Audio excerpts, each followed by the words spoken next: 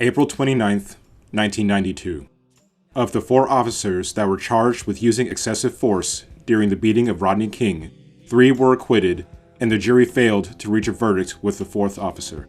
This sparked the Los Angeles riots, which lasted for 6 days.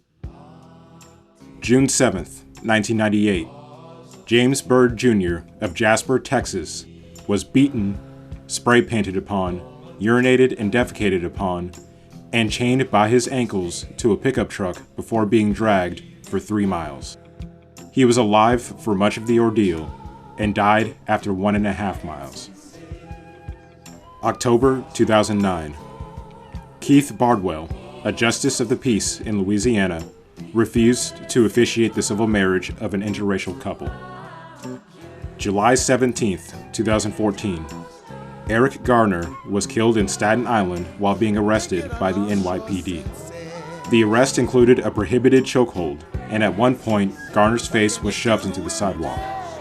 He was heard saying, "I can't breathe," multiple times. June 17th, 2015. At the Emmanuel African Methodist Episcopal Church in Charleston, South Carolina, 9 African American churchgoers were killed in a racially motivated shooting. February 23rd. Ahmaud Arbery, while jogging unarmed in Glenn County, Georgia, was pursued by 3 white men and fatally shot. The suspects were not arrested until 74 days after the murder. March 13th. In Louisville, Kentucky, 3 police officers breached Breonna Taylor's apartment. Not hearing a police announcement and thinking that someone was intruding, Kenneth Walker, Taylor's boyfriend, fired a warning shot with his firearm. The officers returned fire, and Taylor was fatally shot. May 25th.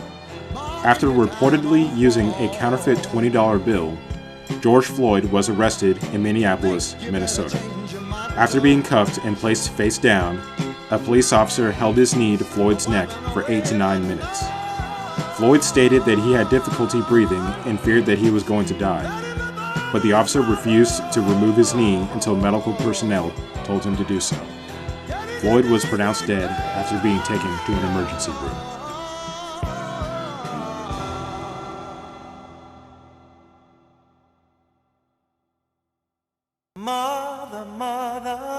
So why do we have a Black History Month?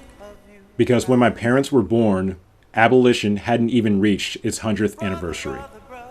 Because black people in this country were legally enslaved, oppressed, and segregated for over 400 years. Centuries of history that would be a crime to ignore. And, as you saw in the first part of this video, cruelty and oppression to African Americans continues to happen even in my lifetime. And I want to make this completely clear. When someone says Black Lives Matter, it doesn't make them an agitator. It doesn't make them an insurrectionist. It doesn't mean that other lives don't matter, especially the men and women who serve in law enforcement. It means that we need to be aware of racism and prejudice in our society, whether it is systemic or explicit. And when that racism or prejudice occurs, it needs to be eliminated. Relations with people of color have improved a lot in this country, but we're not there yet. I may not live to see it, but someday, the dream of a country undivided will finally come true. Talk to me so you can see what's going on. What's going on?